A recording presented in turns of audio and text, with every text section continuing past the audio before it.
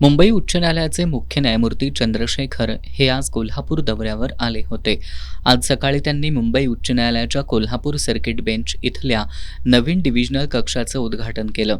शेंडा park इथं 23 acre जागेत मुंबई उच्च न्यायालयाच्या कोल्हापूर सर्किट बेंचची इमारत उभारण्यात येणार आहे.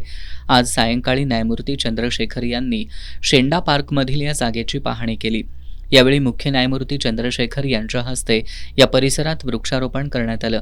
यानंतर सर्किट बेंचची इमारत उभारण्यात येणाऱ्या जागेच्या नकाशाची पाहणी करून महसूल विभागाच्या अधिकाऱ्यांकडून त्यांनी माहिती देखील घेतली आणि सूचना केल्या.